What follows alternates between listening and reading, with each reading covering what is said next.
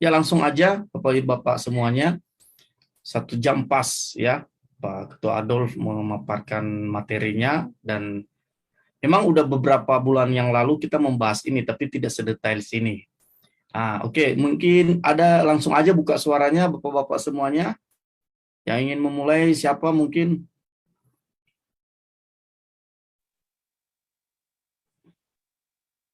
Pak Saud, Pak Saud, wah luar biasa. Silakan Pak. Iya, menarik ya. Ini karena banyak topik yang menarik ya, pro kontra ya. Ada yang Ya, pro, ada yang kontra. Sampai suami istri juga kehilangan damai sejahtera ya kan.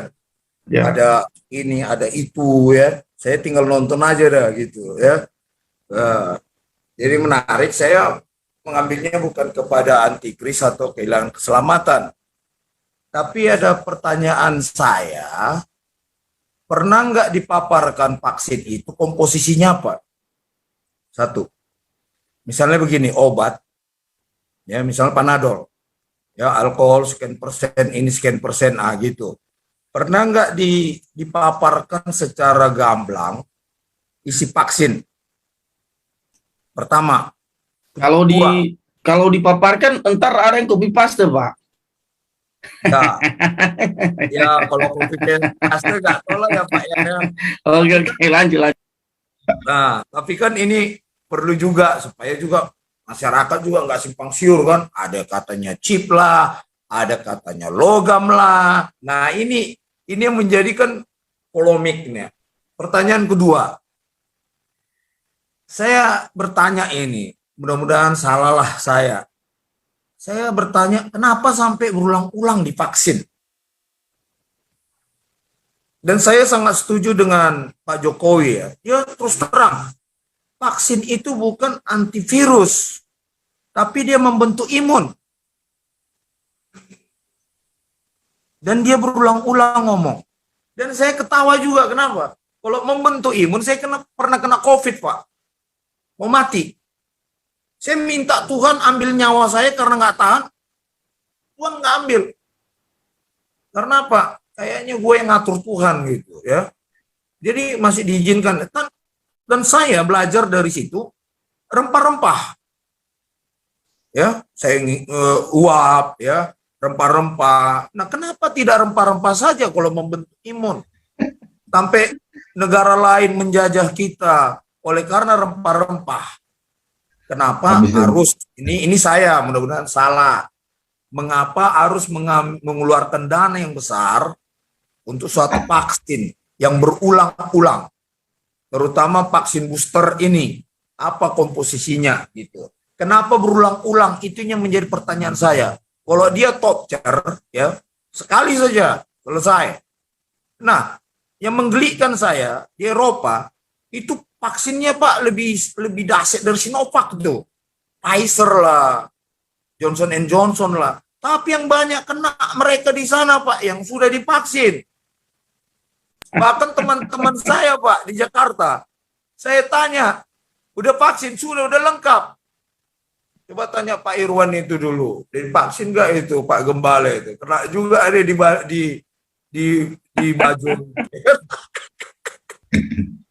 Jadi jadi saya menggelitik lah Pak gitu. Sampai Menteri Kesehatan bilang yang kena COVID itu yang nggak divaksin. Waduh, ini juga perlu diperiksa karena teman-teman saya banyak data saya Pak, teman-teman hidup udah lengkap bahkan booster kena dihajar. Nah, jadi bukan antivirus sebenarnya. Kenapa kena? Jadi bukan bohong itu dibilang Pak Jokowi. Itu bukan antivirus, membentuk imun. Nah, jadi tolong digarisbawahi, vaksin bukan antivirus. Jadi dia membentuk imun saja. Jadi masalah antikris saya nggak tahu menahu Pak.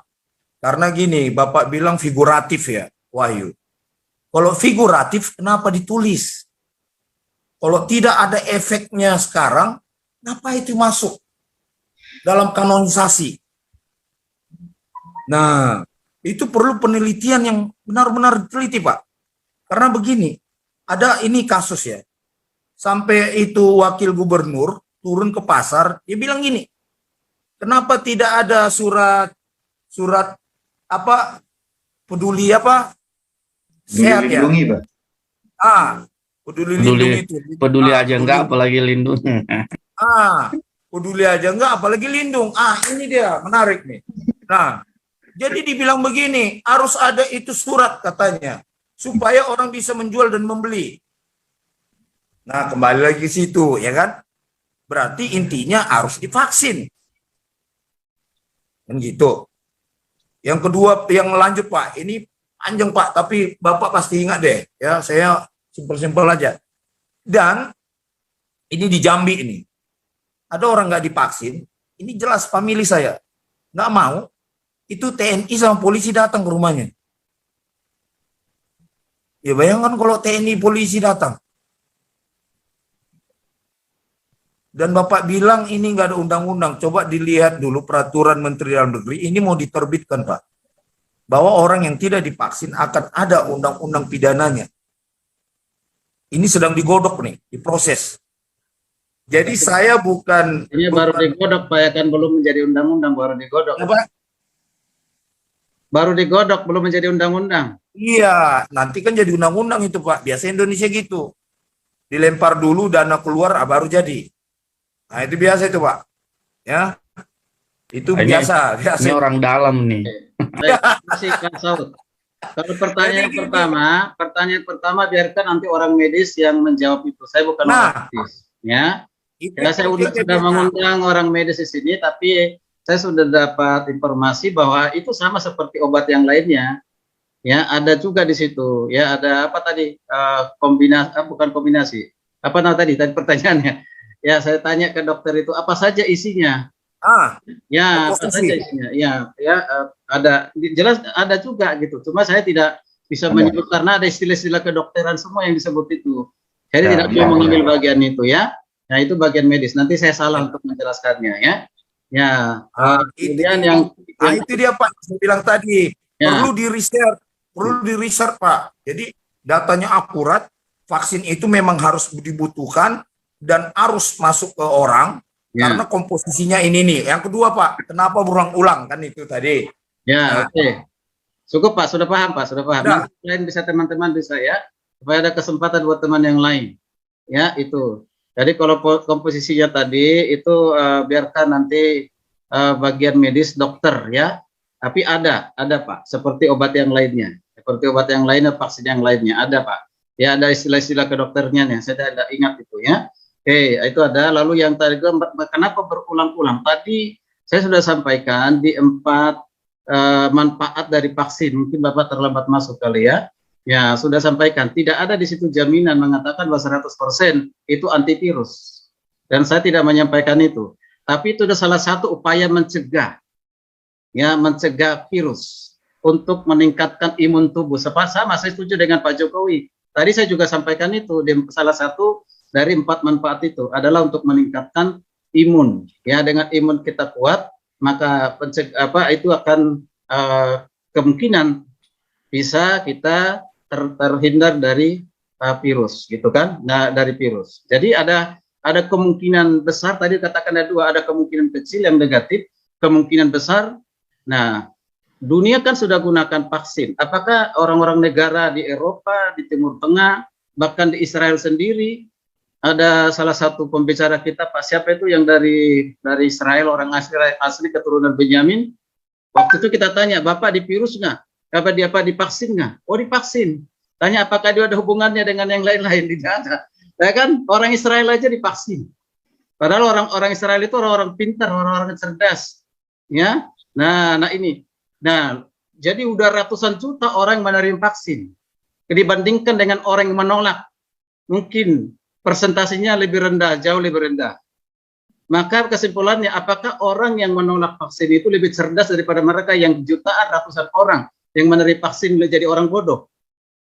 Ya kan logikanya kan begitu. Ya, berarti itu sudah melalui penelitian. Apakah WHO itu adalah orang-orang bodoh? Ya kan? Apakah itu tujuannya untuk membinasakan manusia? Maka tadi saya punya keyakinan dan saya tidak paksakan untuk menjadi keyakinan kita. Ya, adalah suatu pengetahuan dan kreativitas yang dikaruniakan Tuhan kepada manusia untuk menolong sesamanya. Seperti pencegahan-pencegahan yang lain, penyakit yang lainnya. Itu keyakinan saya dan itu tidak saya paksakan kepada siapapun, ya kan? Mari, tapi ini yang sampaikan. Tentu kalau sebagai narasumber ya harus punya prinsip dong, nggak boleh di kiri dan kanan kan gitu ya. Ya. Ya, oke. Ya, silakan silakan kembali kepada yang lain untuk menambahkan. Ya, lanjut Pak. Ada Pak. satu lagi Pak. Ada satu lagi nih. Tadi Apa nih Pak? kitab Wahyu itu kan figuratif nih. Nah, kalau Oke, figuratif, baik. kenapa dimasukkan dalam kitab Wahyu menjadi kanonisasi? Begini Pak. Oke. Sekarang. Jadi kita belajar lagi di kita di teologi supaya lebih banyak waktunya Pak. Ya kan? Figuratif bukan berarti itu sesuatu bukan kanon Pak. Figuratif itu justru menjelaskan suatu kebenaran. Dibuat menjadi suatu simbol. Sama ketika Yesus seringkali menggunakan perumpamaan-perumpamaan. Apakah perumpamaan itu yang menjadi penting kebenarannya? Tidak. Bukan perumpamaan itu menjadi suatu kebenaran, tapi makna dari perumpamaan itu. Demikian juga makna dari tipologi, makna dari simbolis, itulah kebenarannya. Ya kan, kebenarannya bukan di tipologinya itu. Ya, kebenarannya bukan di figuratifnya itu, tapi makna dari figuratif itu ada kebenaran di dalamnya. Ya, kalau misalnya nih Yesus disebut sebagai anak domba Allah. Masa Yesus anak domba Allah? Makanya orang-orang agama lain tertawakan kita. Ya, kok dibilang lagi kita ini domba-domba. Ya. Nah, itu apa? Benarkah kita domba? Benarkah Yesus itu domba? Kan gitu. Karena itu. Jadi, tapi kita mengerti makna dari situ apa? Anak domba Allah berarti menunjukkan kepada apa? Yang dikorbankan siapa? Yesus Kristus. Bukan berarti Yesus itu menjadi anak domba. Bukan berarti kita ini domba-domba. Oke, Pak. Sekarang kan? Bapak bilang tadi kan itu zaman dulu, zaman Nero ya.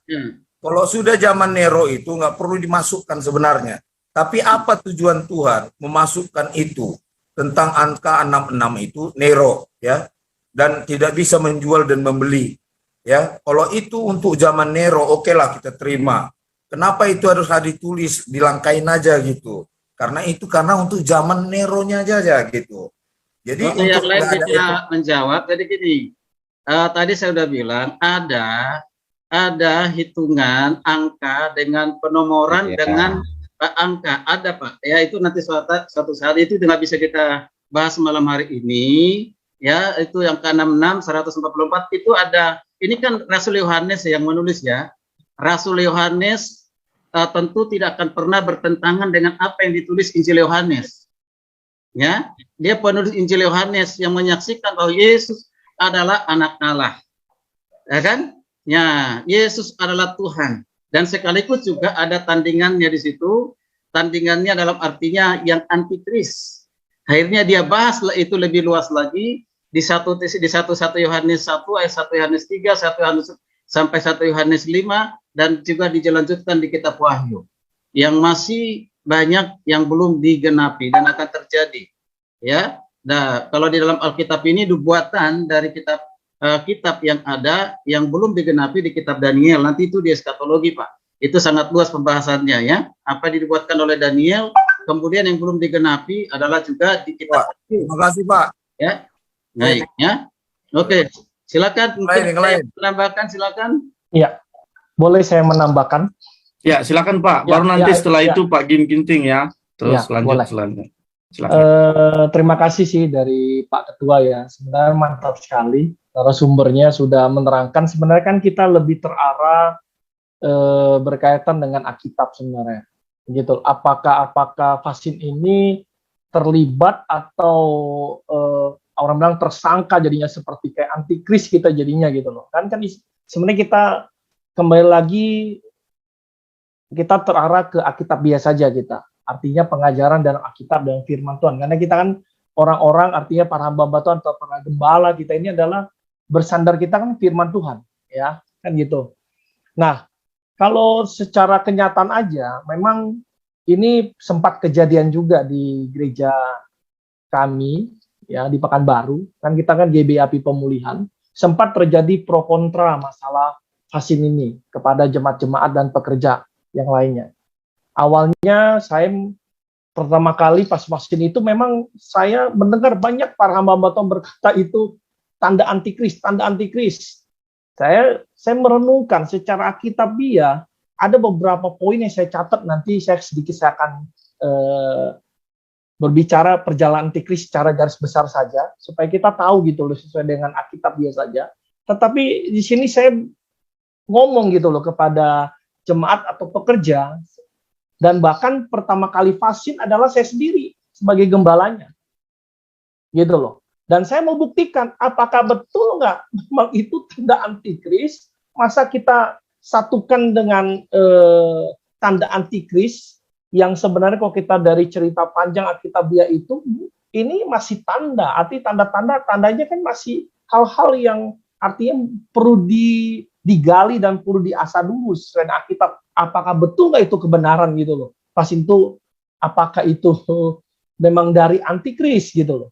Akhirnya saya vaksin 1, kedua, dan bahkan saya ketiga itu saya vaksin di Jakarta itu, booster juga saya vaksin kemarin. Gitu loh, 2 minggu yang lalu saya ke Jakarta, saya balik ke Pekanbaru lagi, dan situ saya vaksin di Jakarta, gitu loh. Dan di situ saya lihat memang kalau secara kitabiah, kalau itu tanda-tanda antikris, vaksin itu memang masuk ke dalam tubuh kita dan menjadi nyatu dalam kita, otomatis 2 hal pasti akan terjadi. 1, kita akan menentang kebenaran firman Tuhan. Kedua, pasti kita akan menentang Yesus, kan? Tidak mengakui lagi Yesus. Kalau memang betul-betul itu terjadi hal-hal itu, dan bahkan dikatakan tandanya kalau sudah akhir zaman, artinya sudah antikris, tandanya kita ini semua hamba Tuhan, betul. Nah, semua bilang tandanya kita semua sudah tanda-tanda udah nggak masuk surga ini, gitu loh. Tapi kok kenapa kita sebagai hamba Tuhan kok masih menyampaikan firman Tuhan di ibadah online, webinar, semuanya menyampaikan benar? Tandanya kan kita tidak bisa melihat dari sisi hal yang mana gitu loh. Nah, di sini kita harus melihat secara Alkitab biasa saja gitu loh. Nah, di sini saya hanya menambahkan saja. Kita harus melihat dari garis besarnya, secara besar perjalanan antikris ini gini loh. Kita harus lihat yang pertama gini. Awal kebangkitan antikris ditandai dengan perjanjian damai selama 7 tahun dengan bangsa Israel. Di Daniel 9 ayat 27. Itu kan tandanya, yang pertama. Tanda kedua, antikris akan sepenuhnya dikendalikan dan diberikan kekuatan sepenuhnya oleh iblis.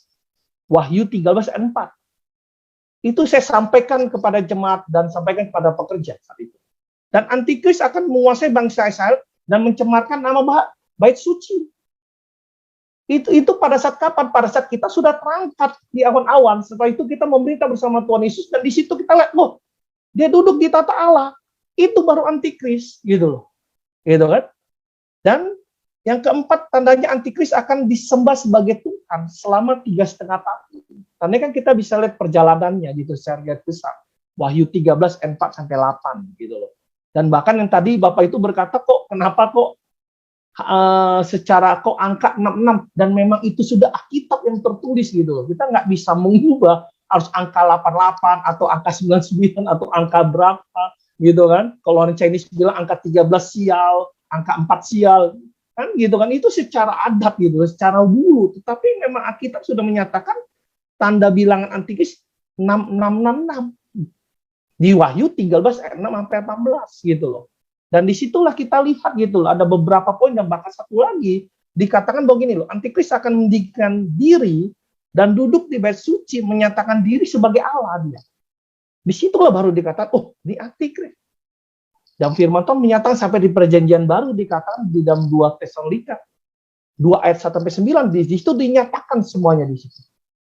Artinya kalau bagi saya tentang. Bagi saya orang yang mengajarkan bahwa vaksin itu tanda antikris, bagi saya itu sesat. Maaf, artinya apa?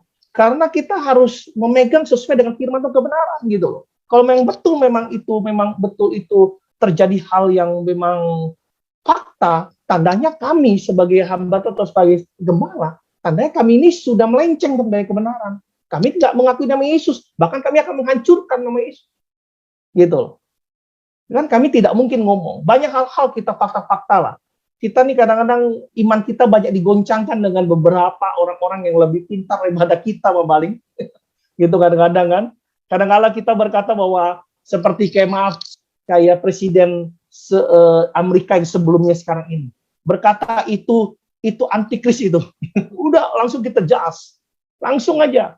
Atau kita sudah langsung berkata, ingat kejadian itu di tahun 2000, milenium itu. Orang semua rame-rame ada di lapangan sepak bola untuk kumpul. Nanti pengangkatan Tuhan Yesus datang di tahun 2000, yaitu milenium. Nggak terjadi kan? Banyak mbak-mbak tahu sudah di sana, sudah jual rumah, sudah jual apa, nunggu di stadion yang di Jakarta itu kan sama-sama nyanyi menyembah, satu hari satu malam hujan lagi, datang Tuhan Yesus, nggak terangkat kita, bahkan kita digusur sama polisi aparat, ini ngapain rame-rame udah pulang katanya. Kadang-kadang kan itu hal-hal yang artinya kita tidak bisa sih memandang secara sisi yang artinya kita memang harus tahu kebenaran. Akhirnya saya berbicara sama jemaat. Akhirnya jemaat mengerti, saya bilang. Jemaat mengerti dan akhirnya saya bilang, pengembangan, ya untuk apa? Ya betul tadi yang tadi Bapak Lubis ngomong, ya itu untuk suatu membentuk imun gitu loh. Dan bahkan sumber berkata itu untuk sesuatu yang mencegah virus-virus gitu loh. Kan?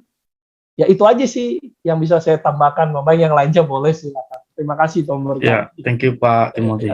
Ya, terima kasih. Ya, Pak Agim, silakan. Lanjut. Ya, terima kasih Pak Ketua. Salam semua. Salam. Salam.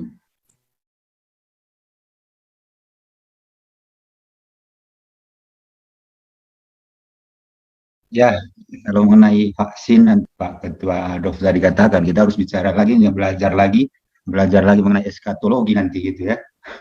Terlalu jauh nanti lah kita udah belajar lagi kembali. Tapi intinya kalau menurut saya begini, namanya antikris, ya namanya juga udah anti gitu, antikris. Apakah sekarang nggak ada antikris? Ya adalah. Siapa yang nggak percaya Kristus ya itu antikris. Jadi gampang saja gitu loh, nggak usah dari vaksin segala. Ya justru yang nggak percaya itu banyak gitu. Ya itulah antikris. Jadi hubungan dengan vaksin ini sebenarnya ya nggak ada gitu. Tadi udah dijelasin jelas itu dari Pak Adolf ya.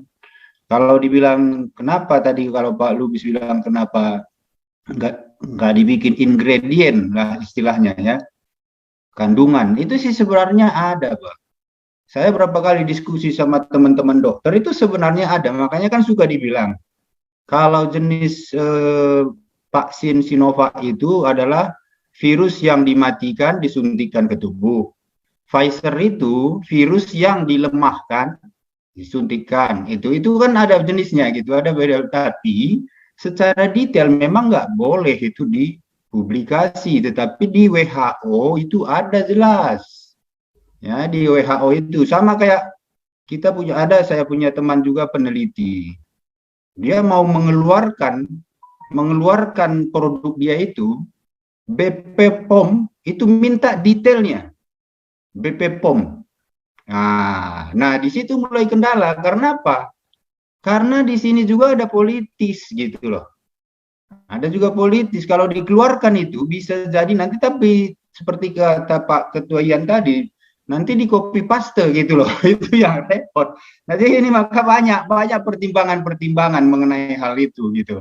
Jadi istilahnya kalau udah dikeluarkan oleh WHO negara dunia itu sebenarnya itu sudah pasti melalui beberapa ahli, melalui beberapa penelitian, melalui beberapa kategori, itu udah pasti.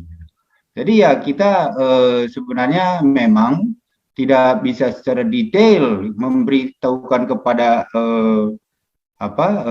orang, ataupun bisa dibilang ya dari yang penemu itu pun mereka nggak akan detail umumkan ke publik, tetapi itu detail di yang berwenang gitu seperti WHO gitu, dan negara-negara tahu semua. Nah kalau itu mengenai mengenai virus vaksin ini kalau menurut saya, jadi tidak ada hubungannya dengan iman Kristen tadi. Kalau dibilang karena divaksin sehingga kita jadi antikris, ya tanya diri kita aja setelah kita vaksin, apakah kita tidak percaya lagi Yesus? Ya udah, berarti memang antikris kalau udah setelah divaksin. Jadi bukan karena vaksinnya, karena kita sendiri yang nggak percaya lagi gitu loh. Nah, yang sekarang yang penting yang kita harusnya lebih jeli lagi itu melihat perubahan teknologi ini gitu. Big data, ini kan masuk sekarang big data. Kita sekarang udah merasakan cashless, tanpa uang cash lagi. Ya, sekarang kita uang cash kita nggak ada gunanya lagi. Semua udah uang digital. Nah, inilah yang justru lebih banyak kita harus perhatikan ke sana, kemana nanti arahnya ini gitu. Sekarang orang berbisnis pun tidak perlu lagi banyak kantor. Dia cukup bawa handphone, udah bisa dia di situ berbisnis. Nah, ini kemajuan-kemajuan seperti inilah yang harus diajarkan ke jemaat supaya apa? Supaya mereka itu jangan setiap nanti ada perubahan teknologi sehingga mereka pikir, wah ini antikris lagi nih. Ini udah mengharuskan kita nggak bisa ngapa-ngapain lagi nih. Nah, ini kita harus jeli di situ gitu ya. Ya sama kayak sekarang kalau kita masuk tol, Bapak teman-teman bawa uang 1 juta pun bayar uang tol itu nggak akan bisa terbuka gerbangnya kan? Kalau dibawa dengan dikasih uang gitu nggak bisa lagi, harus pakai chip tadi, harus pakai itu gitu. Nah ini kan teknologi dan itu tidak mempengaruhi kepada iman, tidak mempengaruhi pada kita kepercayaan kita. Tapi yang paling harus kita sekarang ini buka pemikiran daripada jemaat-jemaat mengenai perkembangan teknologi ini sangat masif. Sangat cepat sekali gitu. Jadi ini harus juga kita mengikuti big data ini sekarang ini. Wah, kita lihatlah sekarang anak-anak muda sekarang ini bukan lagi kayak waktu zaman kita muda. Kalau kita waktu masih zaman muda kita cari tempat kerja yang bagus ya, yang memang punya jabatan yang bagus, baru apa? Baru bisa menghasilkan uang yang banyak, bisa makmur di situ gitu. Sekarang nggak lagi begitu. Orang yang mengikuti teknologi lah yang akan bisa berhasil. Nah, itu sekarang jadi udah berbeda. Jauh sekali perbedaannya. Nah, ini yang perlu kita arahkan jemaat-jemaat kita itu atau orang-orang yang anti dengan yang tadi namanya vaksin atau perkembangan teknologi ini harus kita arahkan. Ya, kayak saya lihat itu beberapa di mana di media itu ya. Orang anak-anak muda saja, karena mereka itu begitu mengikuti teknologi, umur masih 20-an tahun, mereka itu sudah bisnisnya udah melanglang buana. Hanya dengan apa? Teknologi, hanya dengan handphone dan laptop.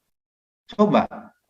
Jadi ini kalau kita nggak ikuti ini ya ini justru nanti yang membuat kita itu akhirnya segala sesuatu yang baru, kita akan curiga gitu, segala sesuatu yang kita tidak paham kita curiga karena ketinggalan informasi, ketinggalan kereta gitu. Nah jadi ya bagi saya vaksin dan antikris 6 ini tidak ada hubungannya dengan iman Kristen seperti tadi yang dijelaskan, tetapi memang itu untuk kekebalan tubuh, imunitas tubuh kita, karena kalau tanpa divaksin itu kan kekebalan tubuh seseorang kan beda-beda. Nah, kenapa di kampung nggak banyak yang nggak vaksin? Ya karena di komunitas mereka itu tidak ada yang dari luar yang virus itu masuk ke sana gitu. Kalau kita tinggal di hutan nggak usah vaksin, ngapain? Iya, kita nggak perlu divaksin karena nggak ada yang mempengaruhi virus itu masuk gitu loh. Dimakan kita nyamuk. Jarang sekarang ini kita jarang keringetan. Kita udah jarang keringetan. Beda sama petani di kampung. Jadi metabolisme sirkulasi tubuh ini pun beda sekarang. Kita banyak di AC, ya tentu lemah tubuh ini gitu. Tapi kalau bandingkan dengan orang-orang yang di kampung sana, ya beda juga daya tahan tubuh. Nah, jadi saya pikir itu aja Pak Ketua. Jadi nanti masih banyak teman-teman yang mau menambah. Ya, thank you. Terima kasih. Iya. Pak Frans, silakan. Boleh. Okay. Pak. Nanti Pak Agem Irwan setelah itu ya. Baru teman-teman Pak Ilya Daniel, Pak Zakaria, Tarakan, Pak Henry lain juga boleh. Itu, yang lain banyak. Iya. Oke, silakan Pak. Iya, ini menarik ini Pak. Sangat menarik tema ini. Tapi saya 1000% setuju dengan pemaparan Pak Adolf. Saya 1000% setuju karena itu sudah yang memang benar ya. Benar nggak secara, tidak hanya secara iman merasakan, tetapi scientific, secara ilmu pengetahuan, secara teknologi, secara gonjang-ganjing dunia, ada ilmu yang namanya brainwash scale, ada di situ, nanti saya sampaikan juga boleh. Tapi saya mau info dulu kepada bapak-bapak semua yang pingin tahu apa komposisi dari Moderna ya, Moderna aja yang paling bagus. Moderna itu dalam persetujuan Food Drug Association, itu BPOM-nya Amerika itu. Ada 9 komposisi di dalam Moderna itu, mRNA itu ya. Di sana itu mRNA itu ada Pfizer, ada Moderna. Yang pertama itu ribonucleic acid, ini asam, jelas asam. Ya, ini mempertahankan DNA dan RNA. Nah, nanti lebih jauh cari di Google boleh. Lalu yang kedua lipid. Lipid ini bahan yang bisa meningkatkan metabolisme tubuh kita, ya. Jadi kita punya metabolisme alami, tapi bisa ditambahkan di situ. Kemudian ada glikol, ya, polyethylene glikol. Kemudian ada trometamin. Trometamin ini biasanya kalau orang sakit jantung atau penyakit internis itu ada minum trometamin. Saya paparkan ini karena background saya juga dari asuransi. Jadi kalau di asuransi itu kami belajar, bukan belajar cara mengobatinya, tapi kami belajar mengenali dokumen-dokumen pasien, ya, dan ada 100 penyakit yang waktu saya di asuransi itu saya belajar itu. Lalu ada trometamin hidroklorida, trometamin yang ditambahkan dengan hidroklorida. Lalu ada asam asetat. Ini dalam bahasa Indonesianya ya. Ada natrium asetat. Ada sukrosa. Sukrosa itu glukosa ditambahkan lagi. Jadi intinya adalah vaksin ini meningkatkan imun tubuh.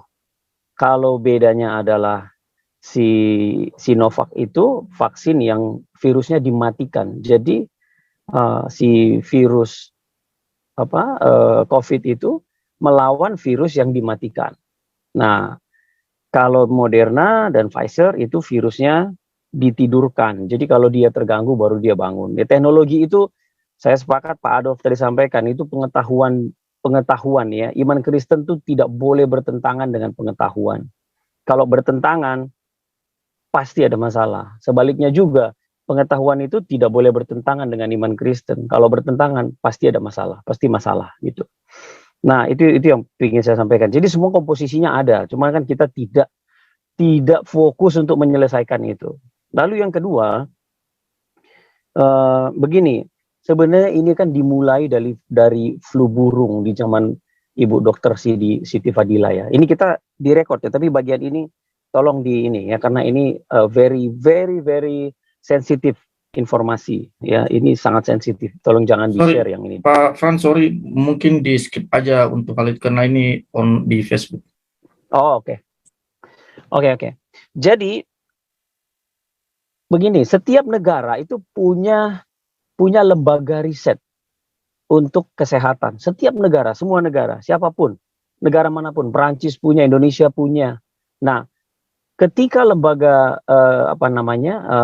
riset kesehatan ini menemukan ada varian virus, mereka itu harus menginformasikan. Mereka share gitu ya. Ini ada varian baru nih misalnya gitu.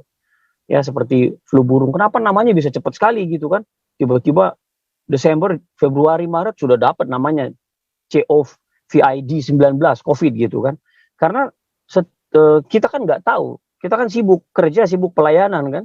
Kita nggak tahu tim riset kedokteran itu meneliti gitu setiap ada varian baru virus. Jadi begitu muncul mereka tahu, maka mereka berkoordinasi untuk menemukan virusnya, obatnya. Kalau sifatnya harus diobati, ya pasti jadinya obat pil, diminum gitu, oral.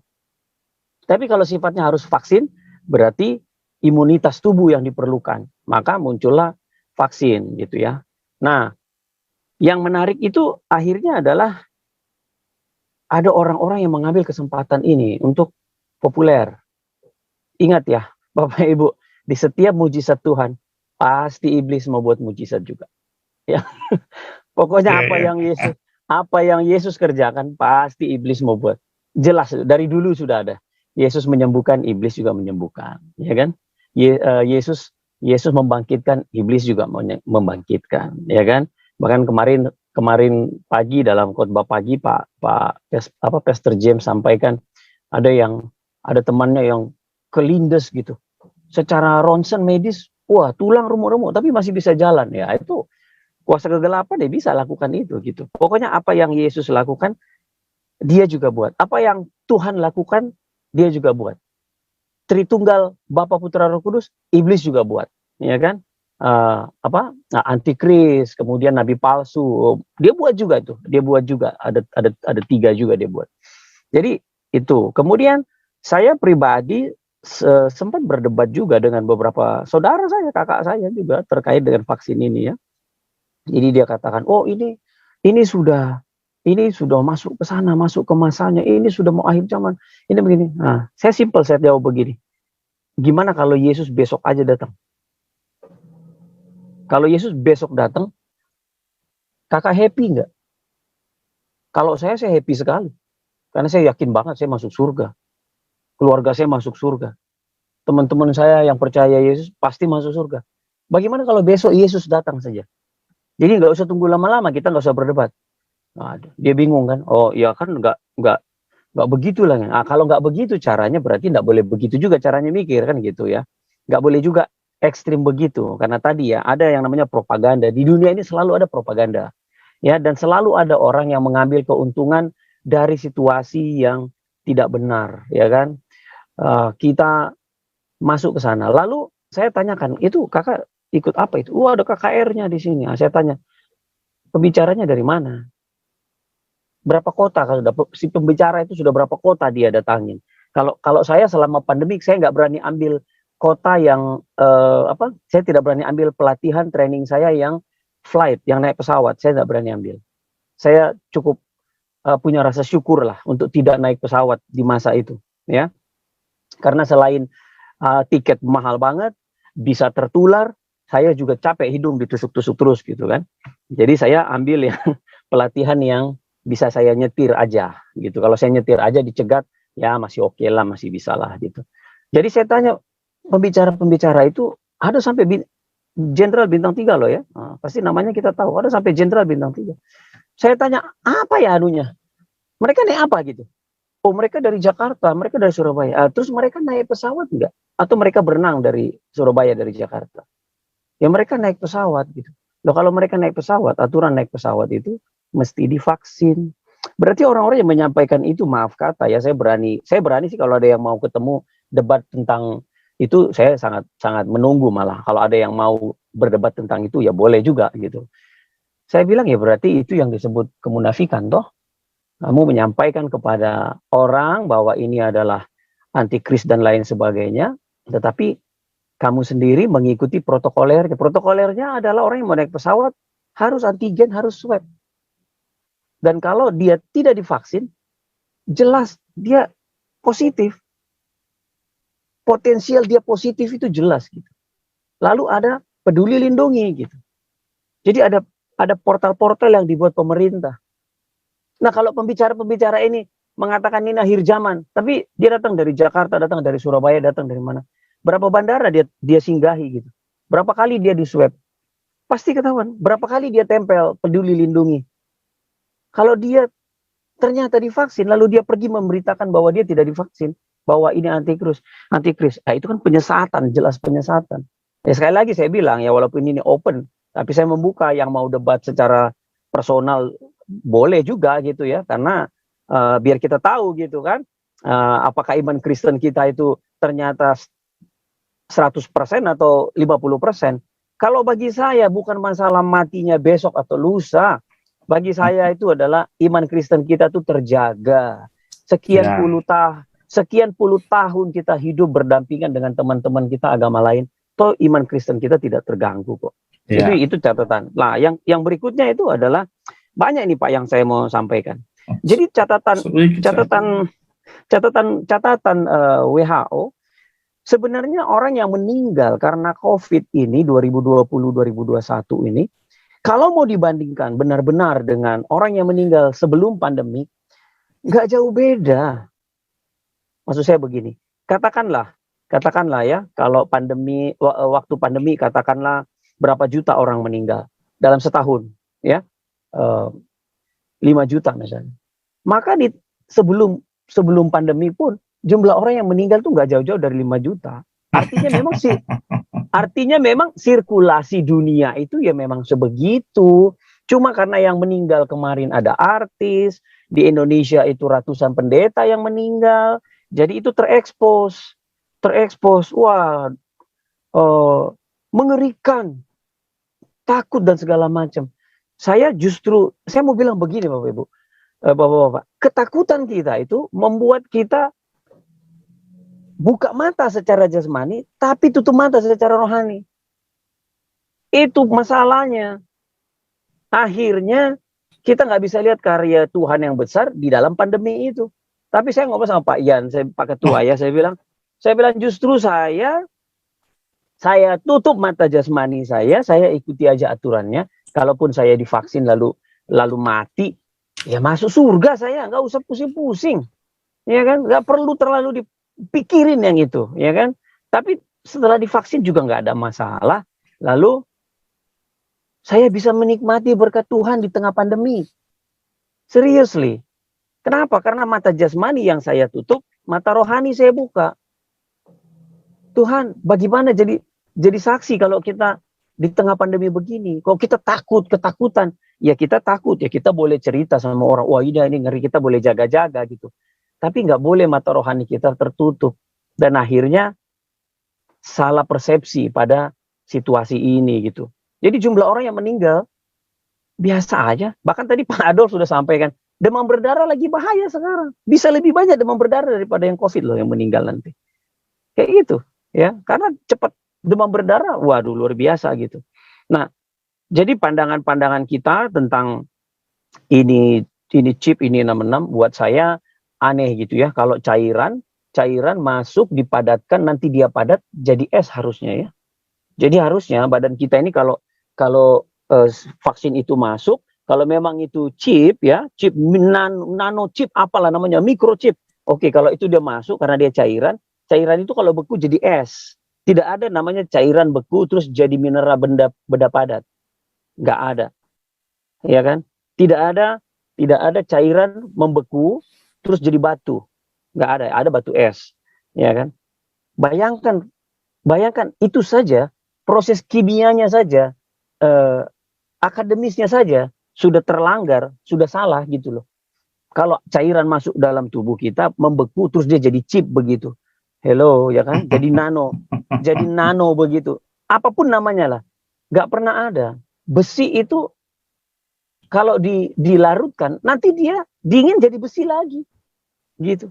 Air itu kalau dipanaskan, jadi uap dia. Kalau dibekukan, jadi es. Gitu. Kayu itu kalau dipanaskan, jadi debu. Debu kayu gitu. Tetap unsurnya kayu, tetap unsurnya air, tetap unsurnya besi.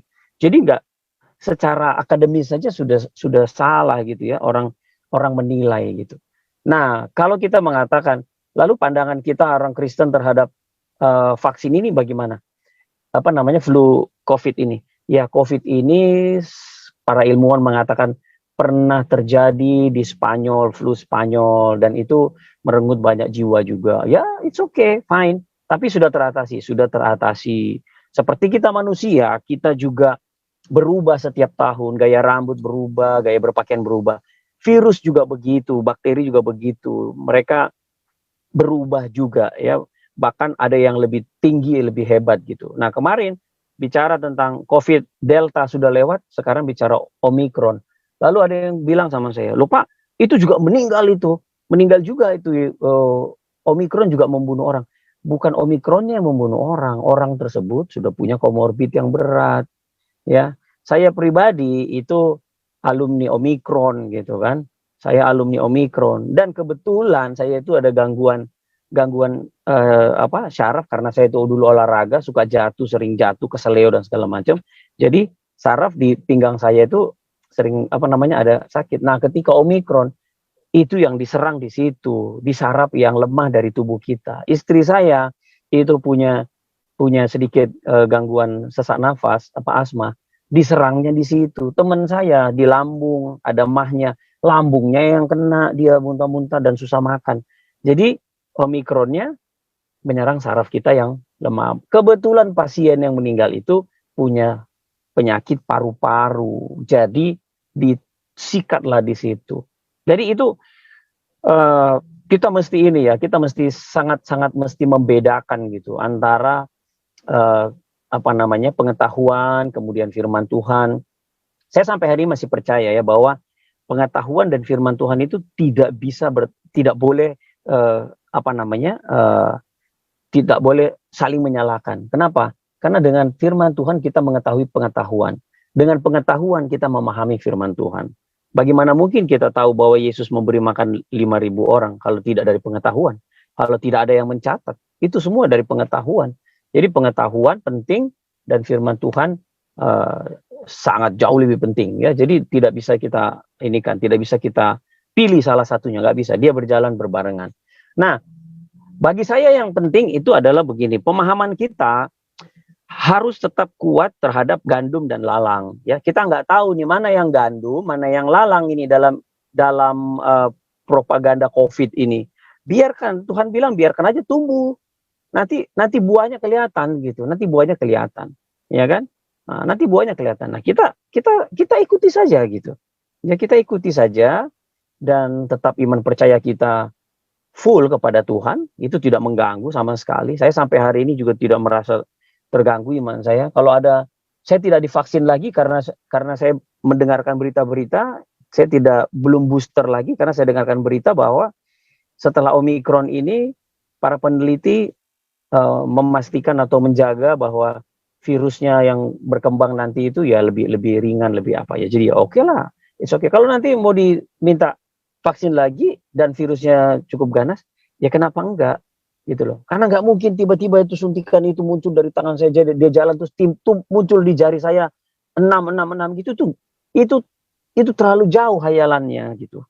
Hayalan orang-orang yang konspirasi itu terlalu jauh buat saya. Ya. Jadi nggak perlu kita memaksakan. Jadi gini, Pak. Saya ini kan punya homeschooling ya. Dan homeschooling saya itu banyak anak-anak atau adik-adik yang punya kondisi khusus. Nah, memang ada beberapa orang itu yang memiliki kemampuan menganalisa kuat sekali gitu. Tapi bukan berarti dia pintar loh ya. Bukan berarti dia pintar.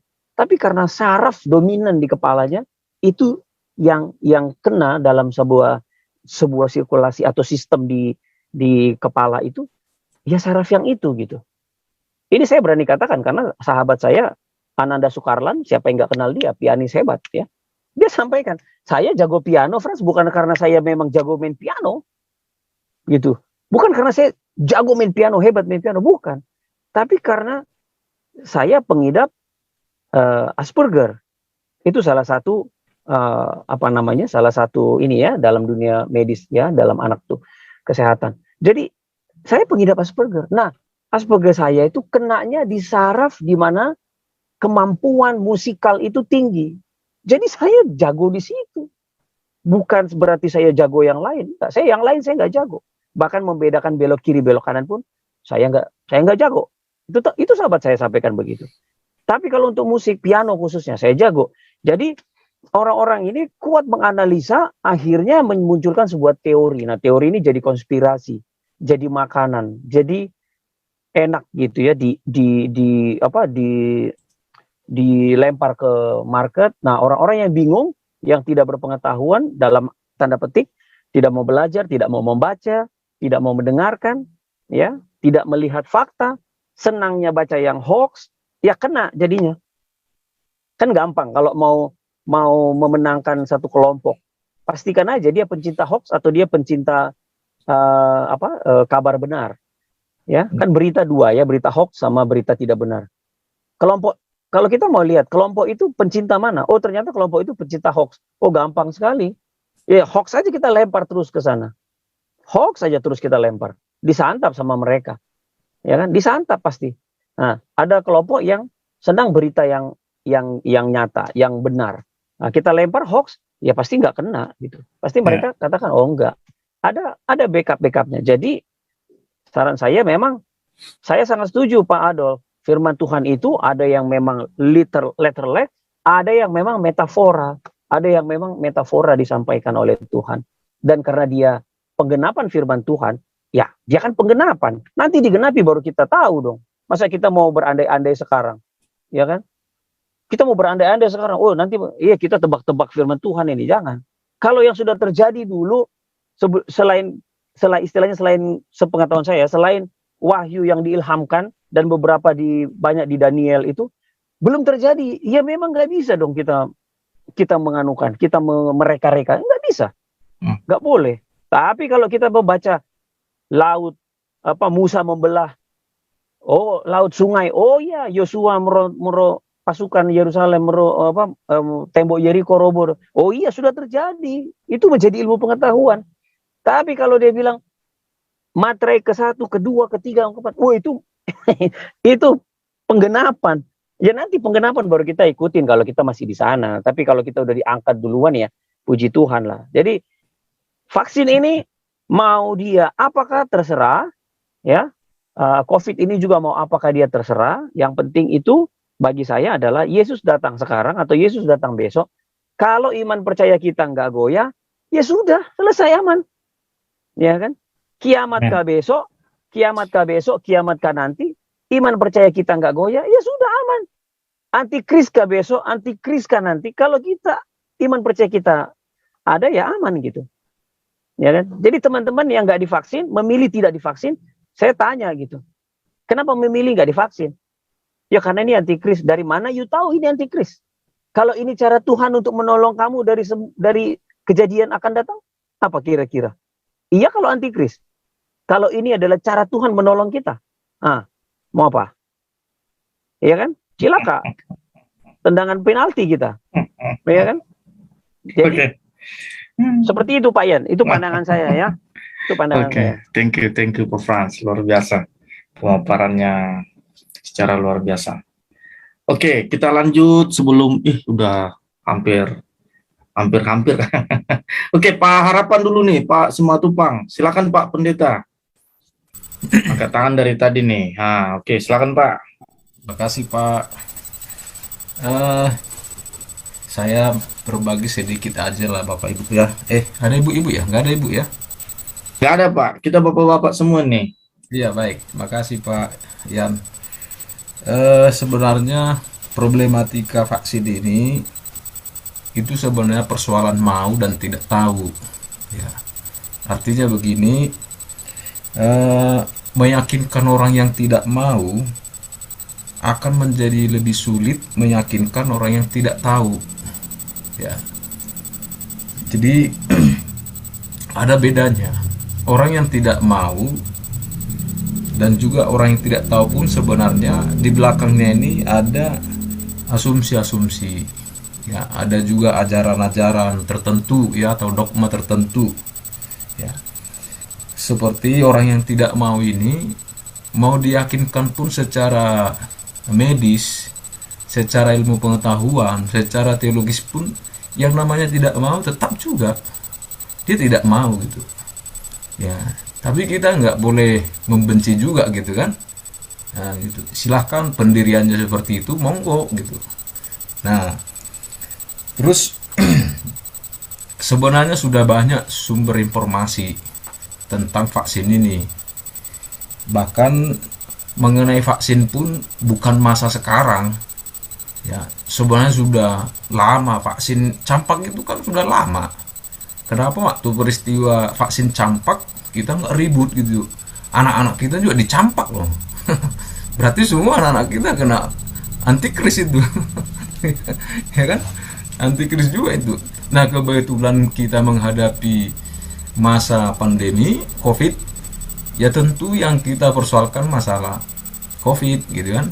Nah begitu muncul vaksin COVID, lalu kita hubungkan dengan masalah antikris. Padahal itu antikris di zamannya rasul-rasul pun sudah ada, bahkan zaman Kristus pun sudah ada. Namanya antikris ya yang menolak Kristus kan itu. Ya.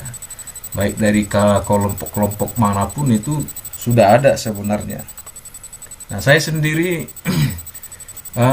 sudah ikut vaksin 1, 2, kalau yang ketiga belum ya. Karena memang apa tadi yang disampaikan Pak Frans, memang perkembangan sekarang Omikron ini kan sudah lebih melunak lah, lebih lebih tidak ganas lah dibanding Delta dan juga pertama sekali. Ya kembali memang kalau memang fisik kita perlu imun, ya mungkin saya akan ikut ke sana gitu. Nah saya juga anjurkan istri saya dan anak saya 2, ya bahkan juga orang tua saya dan saudara-saudara saya di kampung itu saya anjurkan ikut vaksin aja, saya bilang ya, karena satu itu paling tidak memberikan perlindungan untuk diri kita gitu. Jadi walaupun kita kena, ya resikonya tidak seburuk orang yang tidak mengalami ya. Jadi itu saya anjurkan karena kita melihat bagaimana sakitnya orang yang mengalami COVID itu ya, kasihan sekali ya.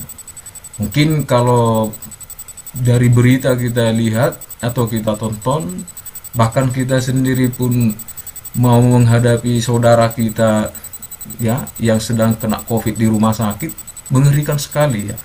Ya, mengerikan sekali. Nah kalau kita tahu yang baik, kita sarankan kenapa kita nggak lakukan gitu kan.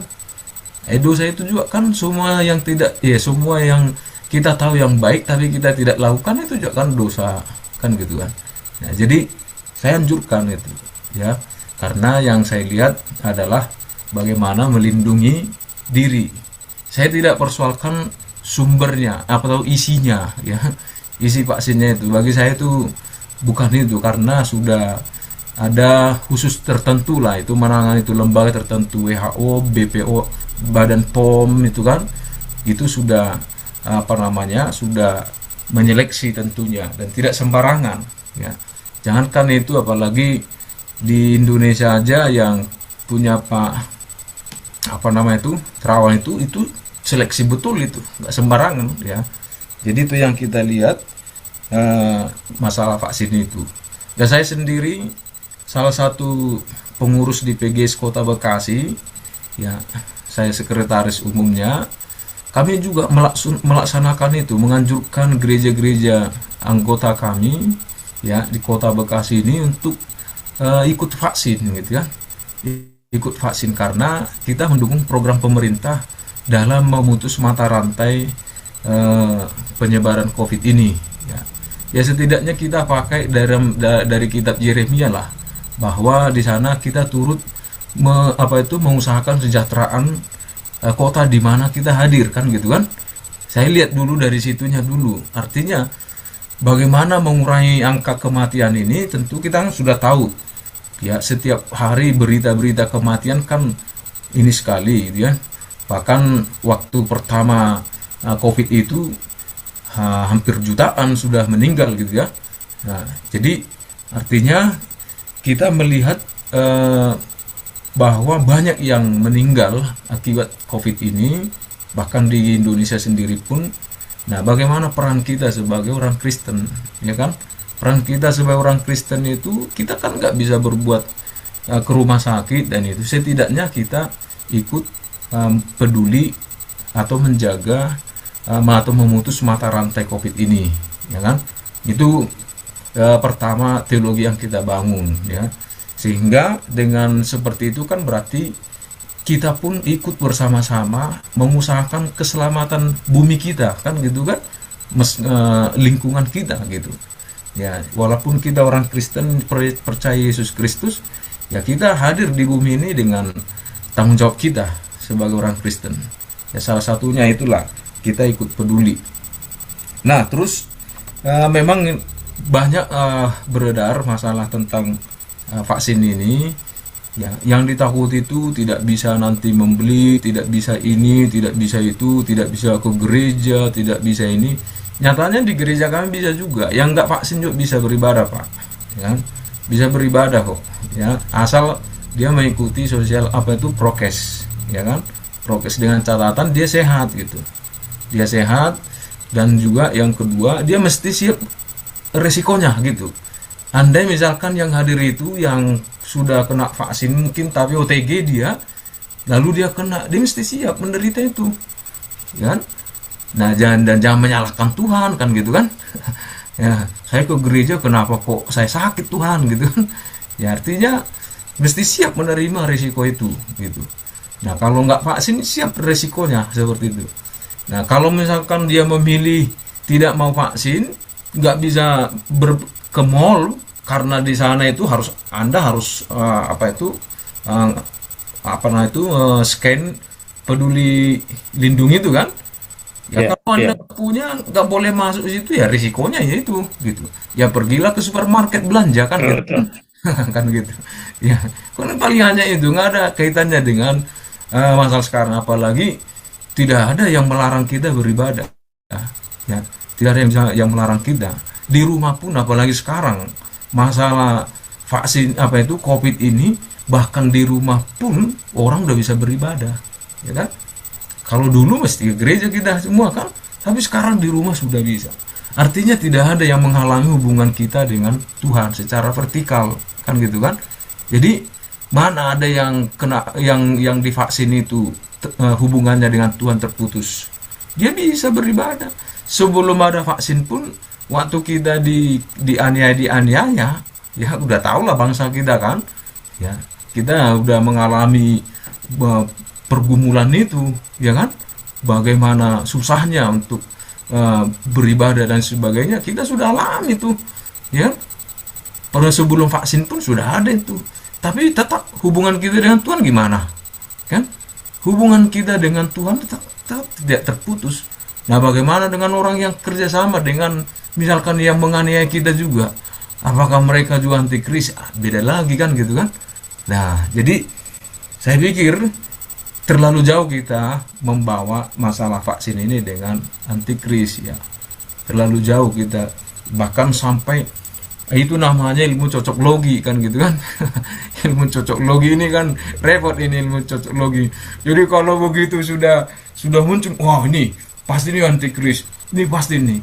Saya pikir orang Kristen, orang yang percaya, kenapa takut akhir zaman? Justru harusnya itu menggembirakan kan gitu kan. Kedatangan Tuhan itu seharusnya menggembirakan. Saya heran nih kalau ada yang takut.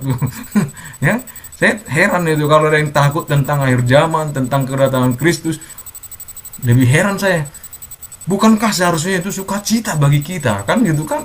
Mesti bagi orang yang percaya itu sukacita. Karena apa? Kristus akan datang. Kan lebih enak kita bersama dengan dia di dalam kerajaannya kan. Tidak ada penderitaan, tidak ada lagi air mata, tidak ada sakit penyakit, kan justru lebih membahagiakan. Kenapa kita mesti takut gitu? Ya.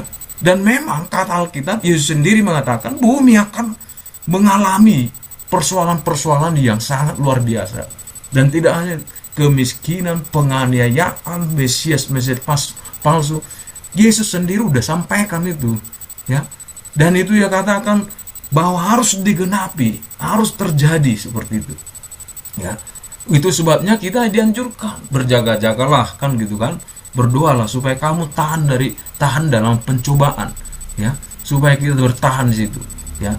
Jadi artinya sesaknya pergumulan kita, dengan kita terus mendekat pada Tuhan, kita tetap kuat, ya kan, dalam menghadapi semua ini. Ya. Yang kita butuhkan kan tidak hanya imun tubuh kan gitu Bapak Ibu, Bapak-bapak kan, bukan hanya imun tubuh kita ini yang kita perkuat, tapi iman kita itu pun mesti kita perkuat kan gitu. Dengan cara apa? Hubungan kita dengan Tuhan.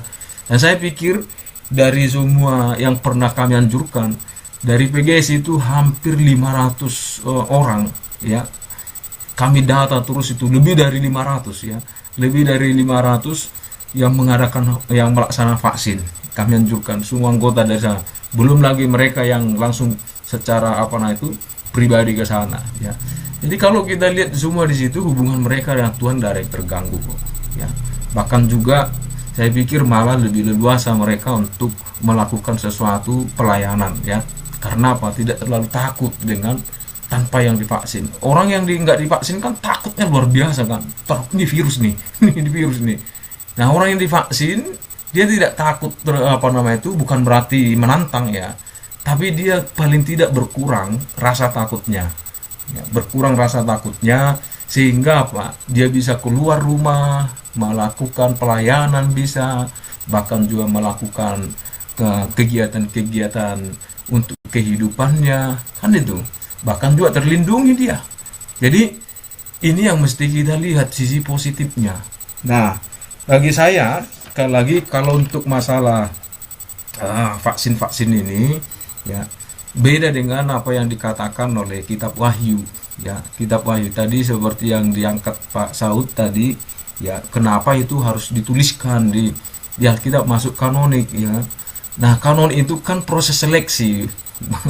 Proses seleksi itu kan, itu surat-surat sudah ada di zaman para rasul, dan itu semua sudah ada. Gereja mula-mula sebelum kanonik kan sudah ada itu, ya.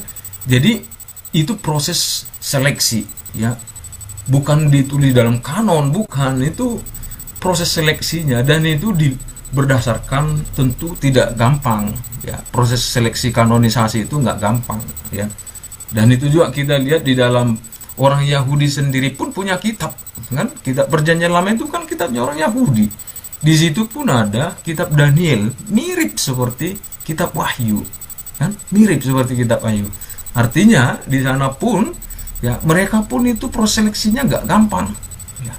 Nggak gampang itu proses seleksi bagaimana kitab Perjanjian Lama itu masuk kanoniknya orang Yahudi, ya. Itu nggak gampang.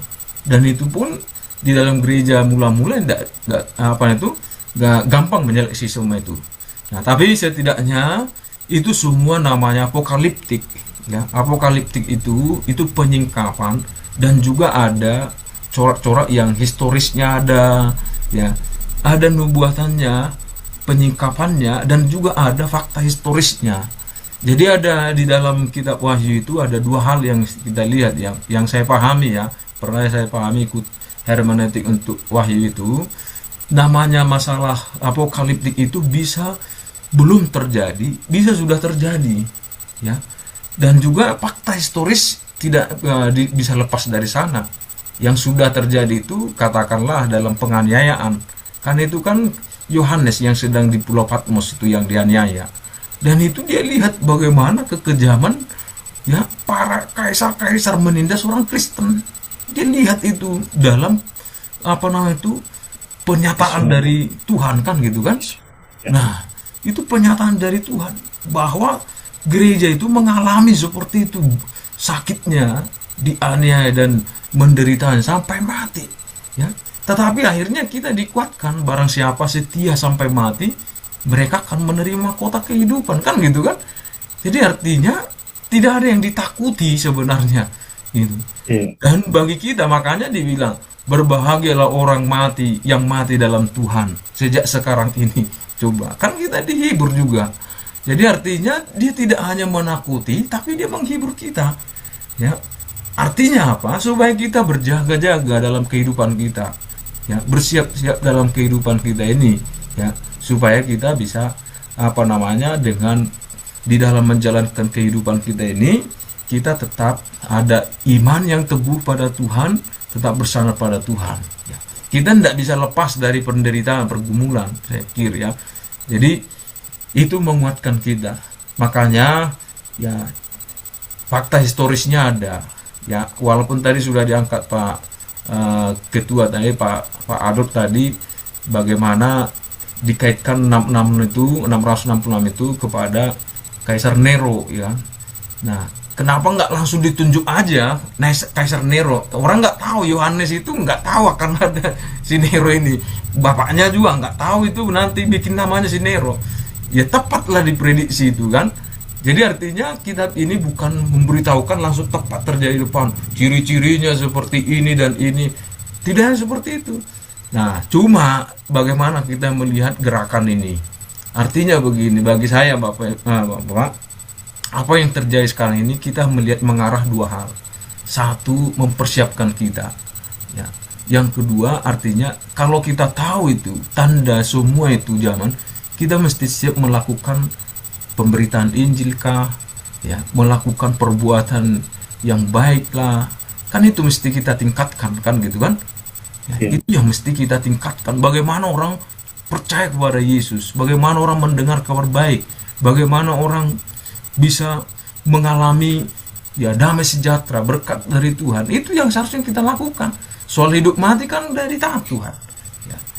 Tanpa vaksin pun bisa mati, vaksin pun bisa mati, gitu. Ya, jadi saya pikir bagi saya itu aja pengalaman saya, bahwa yang sudah divaksin ini, ya, saya tidak berkurang, hubungan saya dengan Tuhan pun tidak berkurang.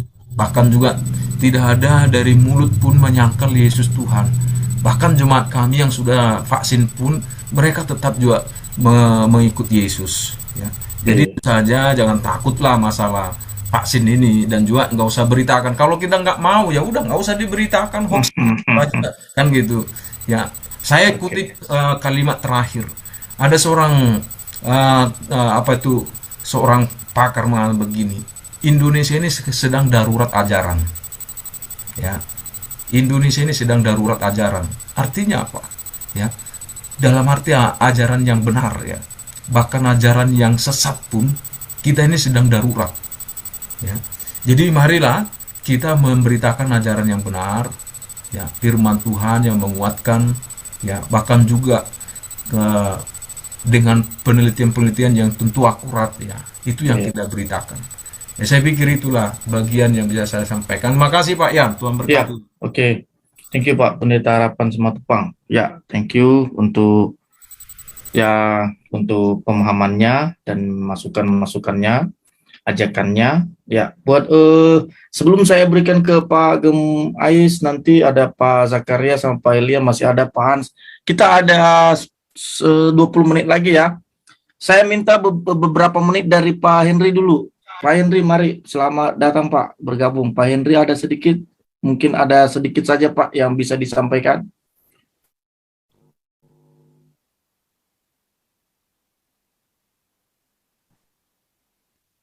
Suaranya belum masuk, Pak.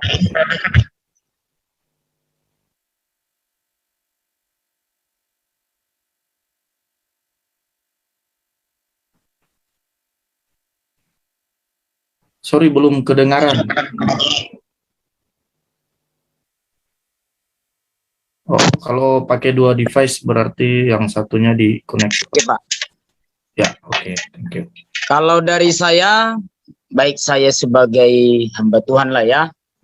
Saya mengajak kita semua hamba Tuhan dan semua jemaat Tuhan dalam pelayanan kita untuk kita sejalan dengan program pemerintah.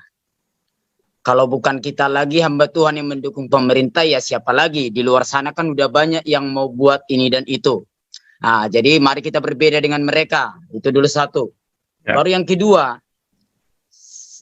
seandainya saya bisa menangis di masa pandemi ini, saya mau menangisi seandainya dunia internet tidak ada.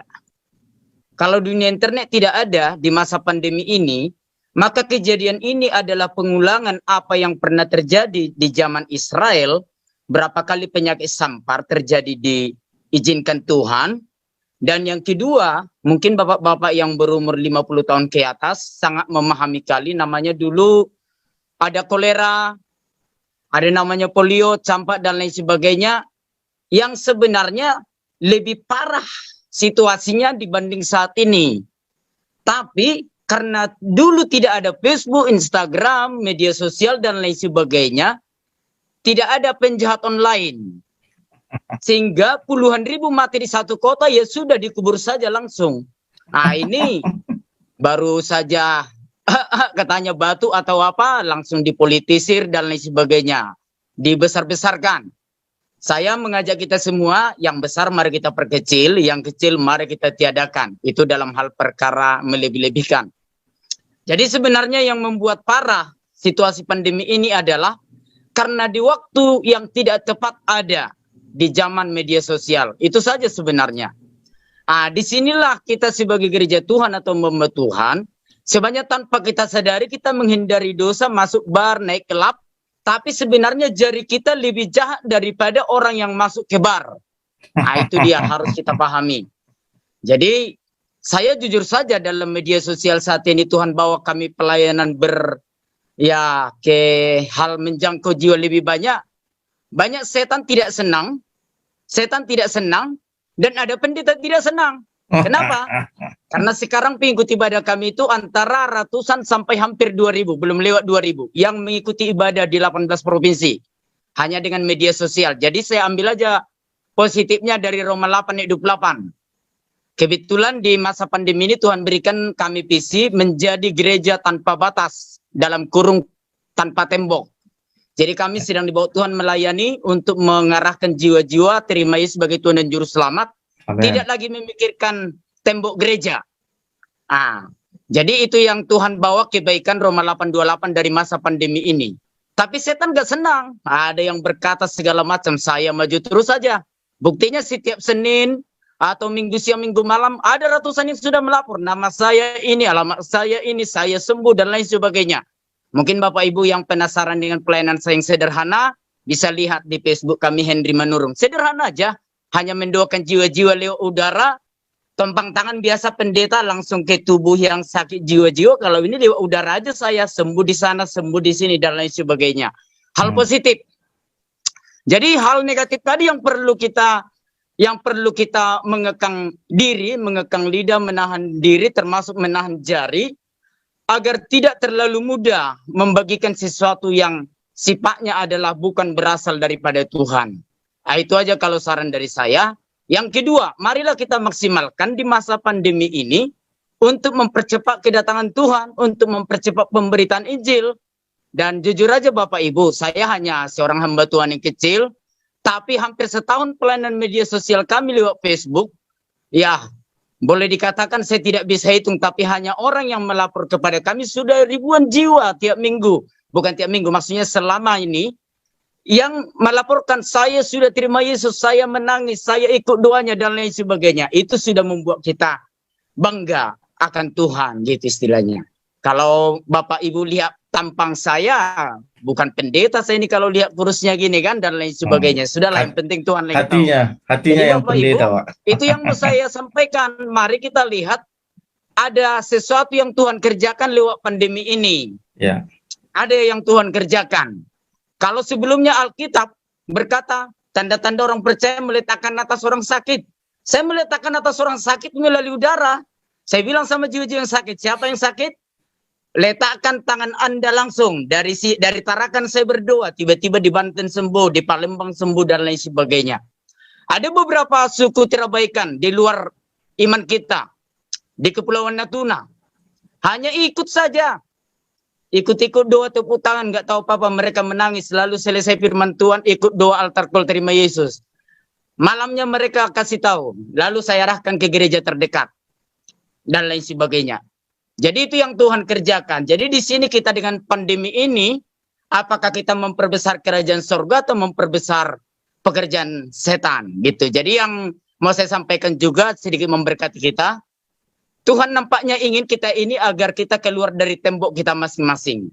Tanda kutip, merek gereja tetap perlu, administrasi gereja tetap perlu, tudungan gereja tetap perlu untuk administrasi secara undang-undang.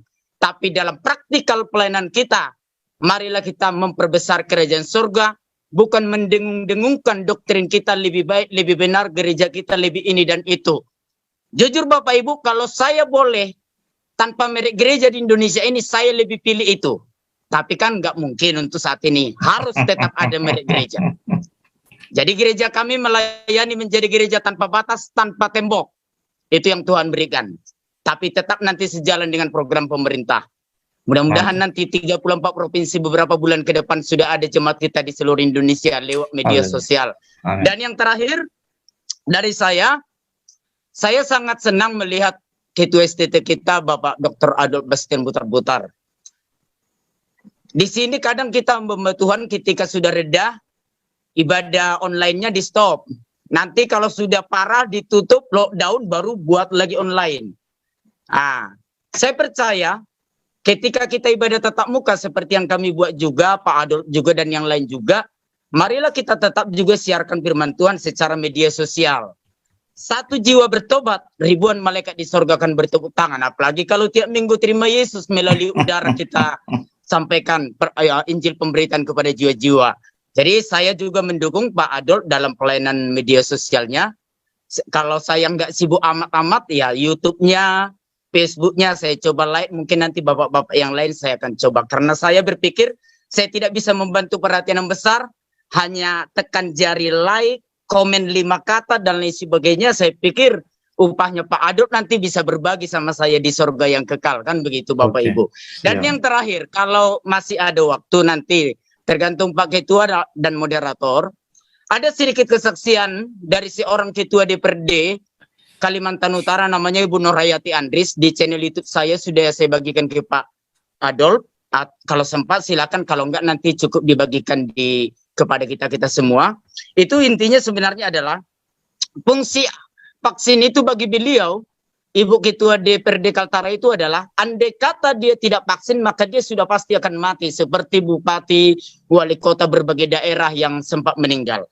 Itu aja yang dia dapatkan. Tapi ketika dia sempat itu terpapar, dia sudah vaksin, maka tubuhnya itu membuat tubuhnya kebal sehingga dia bisa hidup sampai sekarang ini. Dan pada saat itu saya mohon izin untuk memasukkannya di media dan beliau izin langsung kepada saya karena beliau juga kami terkoneksi dengan baik. Dan yang terakhir, ya kalau dari saya, Bapak, Pak Ketua dan Bapak-Bapak pendeta semuanya, yang saya membuat menangis juga kadang hati ini, kalau berdebat dengan pendeta-pendeta yang seperti cerita kita tadi, menolak vaksin dan lain sebagainya, jujur saja kasihan jemaatnya. Kasihan, penuh kebimbangan. Karena kita akan mengalirkan apa yang di dalam kita kepada orang-orang di bawah kita, seperti dari jenggot turun ke bawah, kan begitu. Jadi begitu juga kasih karunia Tuhan itu apply kalau kita gembala-gembala. Jadi hati-hatilah kita membuat satu statement, keputusan dan lain sebagainya. Karena akan mempengaruhi ribuan orang atau ratusan orang yang di bawah pelayanan kita. Itu saja mungkin yang bisa saya sampaikan. Kalau kami dari Tarakan, kami mau berkata Tarakan itu kota transit sama seperti Jakarta. Kita ini ngeri, datang orang dari mana-mana sehingga di Tarakan langsung ada penyakit bisa menyebar cepat, tapi bisa juga langsung hilang cepat. Tapi kami bersyukur wali kota kami di sini bisa bergandengan tangan dengan gereja-gereja dan 100% di sini ada 100 gereja. Kalau kali gembalanya saja 100 gembala, belum lagi pendeta-pendetanya, itu semua sejalan dengan program pemerintah. Kalau sekiranya ada satu pendeta nggak mau divaksin, mungkin dikeluarkan dari Pulau Tarakan ini. Saking kita ini sejalan dengan program pemerintah. Tapi tetap kita menghargai hak asasi manusia yang tidak mau divaksin, termasuk untuk jemaat seperti bilang Pak Harapan tadi. Tidak kita larang, asal jangan batuk, demam, dan lain sebagainya, silakan aja, nggak ada masalah. Dan yang terakhir ini terakhir singkat. Istri saya hanya sampai vaksin 1, tidak sampai vaksin 2. Kenapa? Rekomendasi dokter. Waktu vaksin 1 itu sudah hampir kena stroke, setengah badan. Lalu kami paksakan, ayolah dokter, sudahlah, resikonya segala macam. Vaksin 2, daripada repot-repot naik pesawat segala macam gitu kan. Dokter bilang, nggak boleh katanya. Lalu akhirnya disampaikan, bagi yang tidak vaksin karena rekomendasi dokter, tidak vaksin 1, 2, atau nanti booster ke yang ketiga, tidak masalah. Kalau kita mau pergi ke luar daerah, naik pesawat dan lain sebagainya, cukup mengurus surat kesehatan dari dokter spesialis, biayanya ditarakan cuma 100.000, berlaku 6 bulan. Nggak ada ruginya. Tapi dengan catatan, berdasarkan hasil penelitian, pemeriksaan kesehatan menyeluruh. Itu dia. Jadi istri saya hanya vaksin 1, dokter berkata tidak perlu nanti vaksin selanjutnya. Sudah ada surat keterangan bebas, tinggal kita ngurus sekali 6 bulan saja ke dokter spesialis. Itu sudah cukup. Jadi di sini perlu kita sampaikan kepada jemaat kita, jangan ditutup-tutupi sakitnya. Kalau memang ada sakit, riwayat gimana perjalanan sakit, baiklah diceritakan semuanya gitu. Jangan iman-imanan, apalagi aliran kita ini kan kadang karismatik ini iman-imannya tinggi gitu. Jadi kita ceritakan riwayat sebenarnya agar terbuka. Ketika terbuka diolah oleh dokter, pasti nanti nggak akan diizinkan gitu. Ada memang kejadian yang sampai mati ditarakan juga ada. Karena apa? Ditutup-tutupinya. Padahal dulu sudah pernah ginjal parah gitu dan lain sebagainya. Jadi istri saya hanya vaksin 1 dan rekomendasi dokter tidak perlu vaksin. Hanya perlu mengurus 100.000 sekali 6 bulan, cuma 200 1 tahun kalaupun perlu, kan tidak terlalu memberatkan. Jadi sebenarnya aturan pemerintah itu tidak terlalu memberatkan. Jadi itu hanya masalah hati.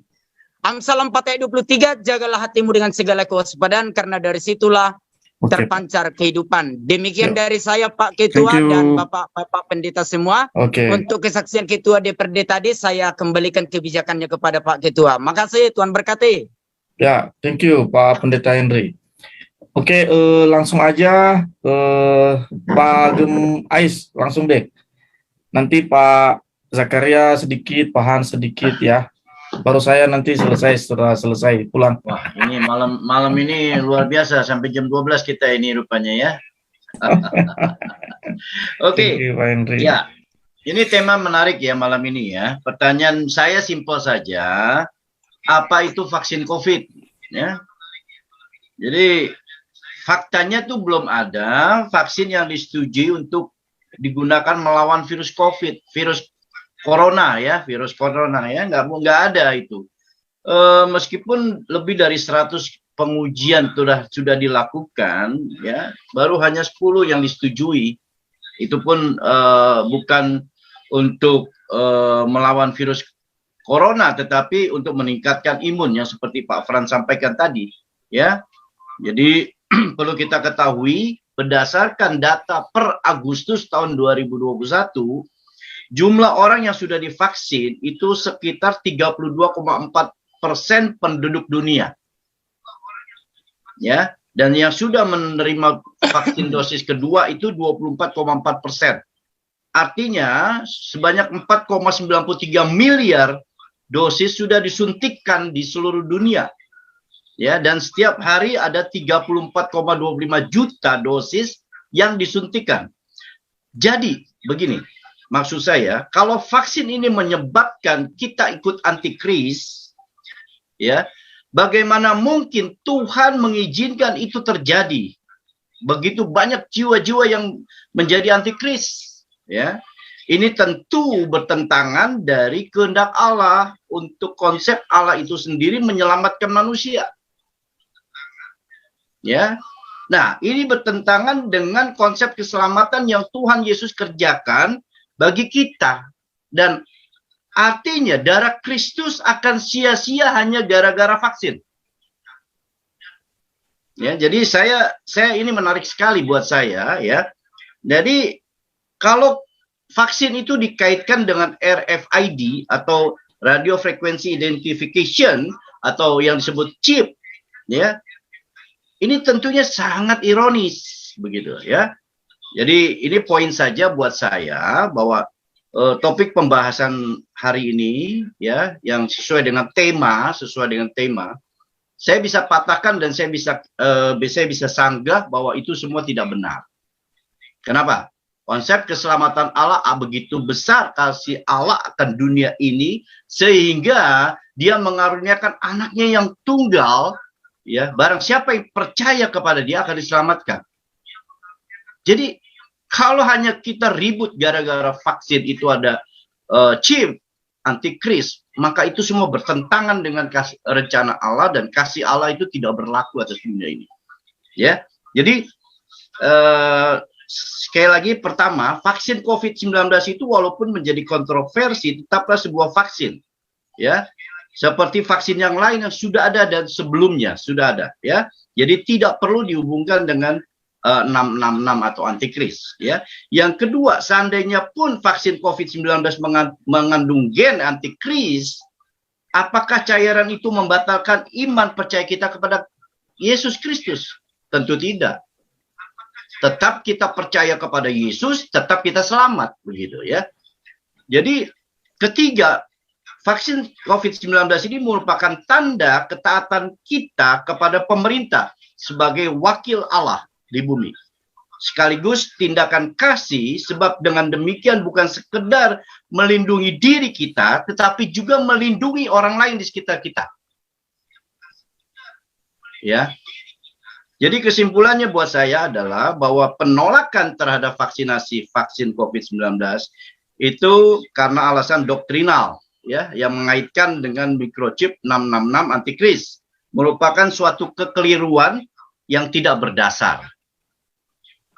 Jadi sekali lagi berjaga-jagalah, ya itu baik, tetapi harus kita sebagai orang percaya sesuai anjuran firman Tuhan, ya, tetap vaksin COVID-19 bukanlah suatu ancaman bagi keselamatan orang percaya, bukan, ya.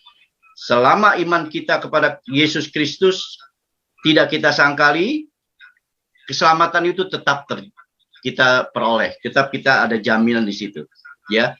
Roma 8 ayat 35 sampai 39 jelas bahwa kasih Allah di dalam Kristus tidak bisa dipisahkan oleh apapun, ya. Jadi saya pribadi saya menyatakan bahwa ayo tetaplah kita percaya bahwa vaksin ini tidak ada kaitannya dengan antikris. Terima kasih, Tuhan Yesus memberkati. Ya, oke. Lanjut. Pak Zakaria barangkali, atau Pak Hans boleh, silakan. Sedikit aja, kita ada 3 menit lagi. Pak Zakaria silakan, Pak Zakaria. 1 menit, 2 menit Pak. Atau Pak Hans saja deh. Saya pada prinsipnya setuju semua dengan apa yang sampaikan oleh hamba-hamba Tuhan di sini. Okay. Pada prinsipnya memang nggak ada hubungannya lah antara vaksin dengan antikris dan lain sebagainya. Cuman memang kita hanya berhati-hati aja karena saya lihatnya lebih ke sistemnya. Karena menurut saya sistemnya mengikutinya gitu ya. Karena pada satu saat dunia itu akan menjadi satu sistem ya. Sepertinya ekonomi akan dikuasai oleh satu orang yang nantinya pasti adalah orang yang menentang dengan Kristus. Karena kalau yang menentang Kristus kan pastinya artinya yang akan memberikan keselamatan kan. Tapi kan yang antikris pasti tidak untuk menyelamatkan.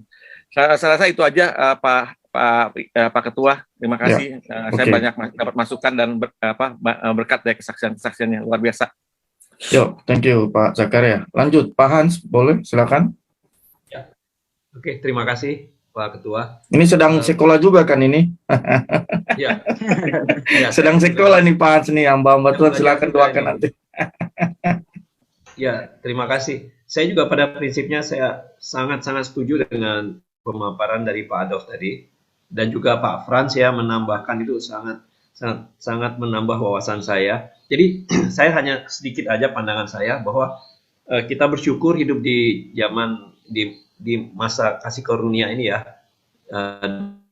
dengan darah Kristus kita setelah diselamatkan. Nah, jadi apa jadinya seandainya kalau kita tidak hidup di dalam masa kasih karunia, kalau tidak ada Kristus belum hadir ke dunia ini menyelamatkan kita, akan terjadi itu namanya zaman Nabi Nuh ya, akan terjadi itu banjir seperti ini dan seperti itu ya, bukannya banjir seperti banjir juga bukan, tapi kejadian seperti itu. Akan ada mungkin kejadian pada saat Sodom dan Gomora misalnya, ada hukuman-hukuman seperti itu. Dan sekarang ini saya lihat Tuhan itu mau merubah tatanan dunia ini, karena memang sudah bobroknya mungkin ya, di banyak negara banyak sekali kebobrokan atau kerusakan moral. Jadi Tuhan mau merombak tatanan dunia ini menjadi baru, dan Tuhan izinkan pandemi ini berkembang biak. Memang Tuhan tidak menciptakan sesuatu yang jahat, yang buruk buat manusia, tapi adanya pandemi ini bukan dari Tuhan, tapi Tuhan izinkan itu terjadi, menyebar. Ya, Tuhan tidak menghukum kita seperti zaman Nabi Nuh ataupun Sodom Gomora, tapi Tuhan izinkan ini terjadi. Tuhan izinkan. Nah, di balik Tuhan mengizinkan itu, Tuhan mengizinkan sesuatu terjadi bagi kita manusia, pasti Tuhan memberikan solusi, memberikan jalan keluar bagi yang mau percaya, bagi yang mau menerima yang Tuhan berikan, yang Tuhan protect, yang Tuhan dari Tuhan. Nah, itulah salah satu bentuknya vaksin itu. Jadi adanya vaksin itu juga itu merupakan salah satu solusi yang Tuhan berikan buat kita. Jadi kalau dikaitkan dengan antikris itu sangatlah tidak make sense, sangat tidak cocok ya. Karena vaksin itu justru menghindarkan kita dari pandemi ini, dari COVID ini, menyelamatkan kita. Jadi salah satu bentuk penyelamatan proteksi dari Tuhan itu vaksin itu tadi. Jadi kalau dibilang vaksin antikris itu sangat-sangat terlalu berhalusinasi ya.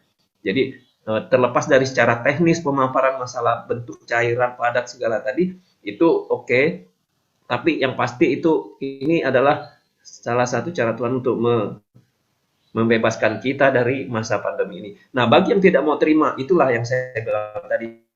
Kalau bagi yang tidak mau terima, mereka akan terima risikonya.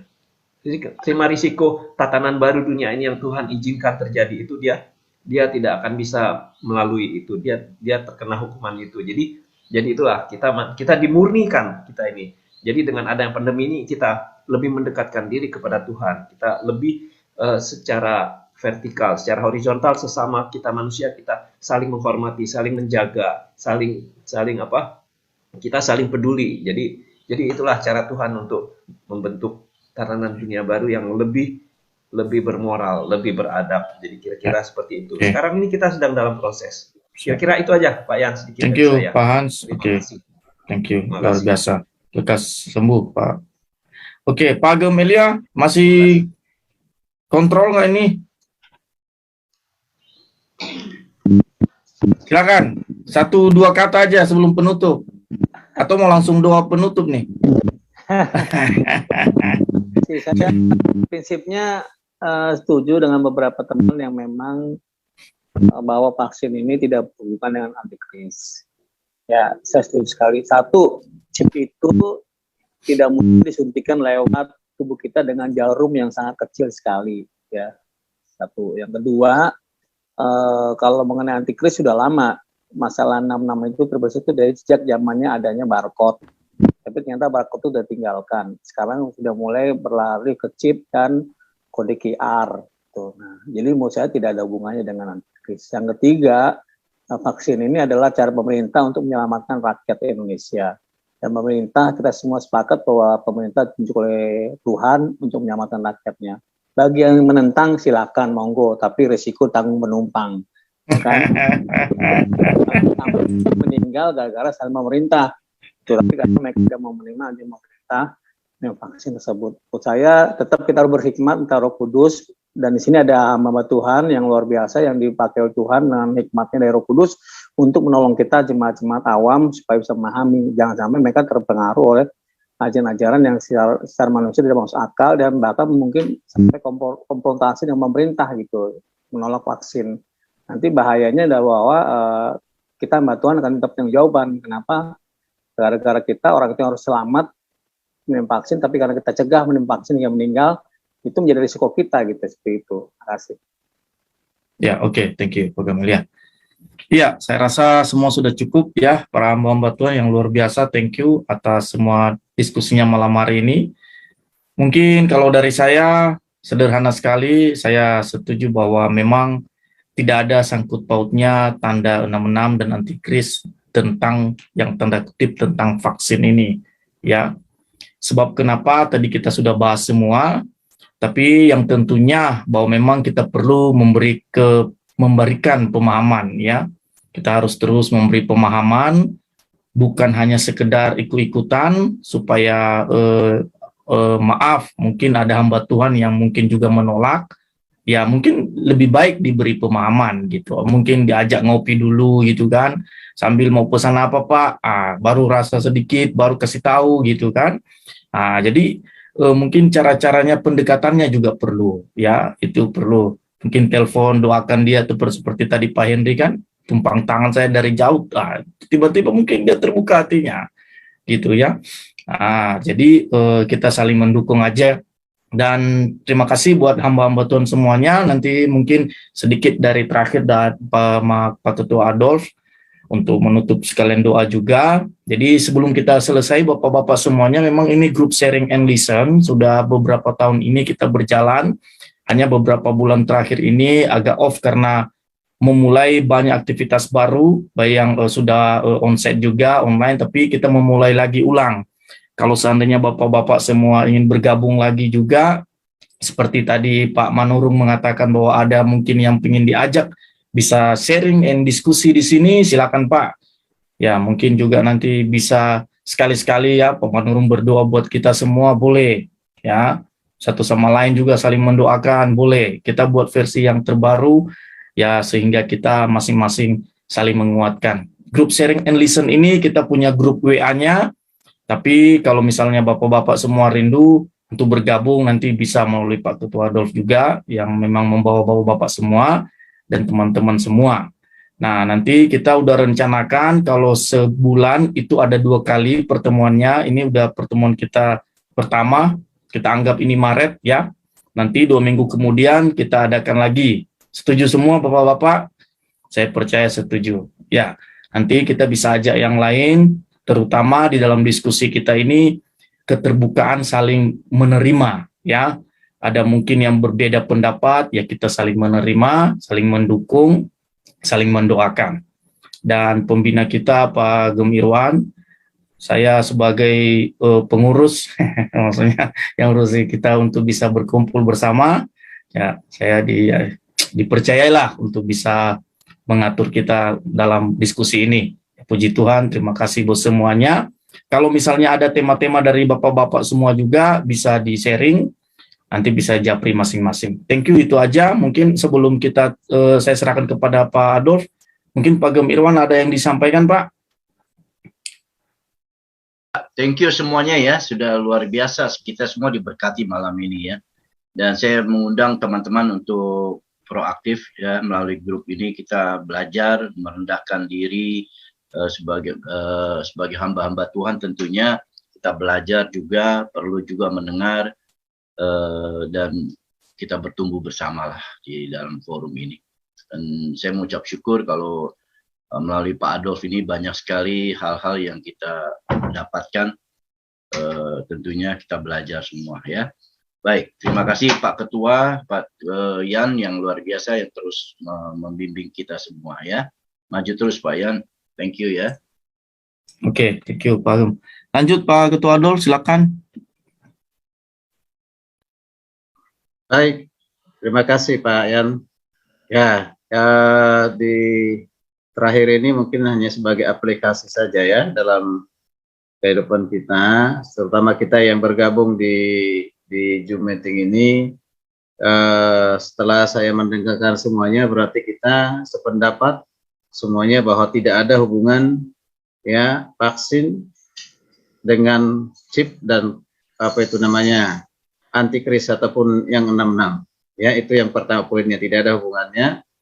Nah, lalu yang berikut mari kita terus mengajarkan kepada jemaat, terutama karena ini ada live dan juga nanti ya mungkin juga dibuat jadi YouTube ya, bagi para pendengar YouTube ya, Facebook. Mari kita ajarkan jemaat kita ya, yang tidak ada hubungannya ya, sekali lagi vaksin, chip, dan juga antikris dengan 3 hal itu tidak ada ya.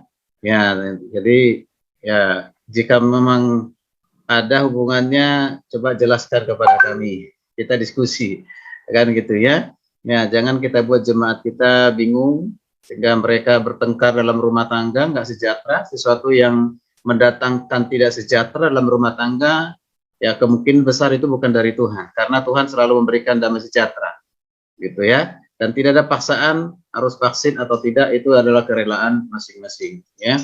Mari kita ajarkan jemaat kita supaya mereka mematuhi Tuhan melalui mematuhi pemerintah, karena pemerintah adalah kerinduannya supaya rakyatnya ya sehat, aman. Nah, itu tujuannya, ya. Ya, jangan terus-menerus kita mencurigai pemerintah, sekalipun mungkin ada hal-hal yang perlu kita curigai. Tapi jangan curiganya lebih besar.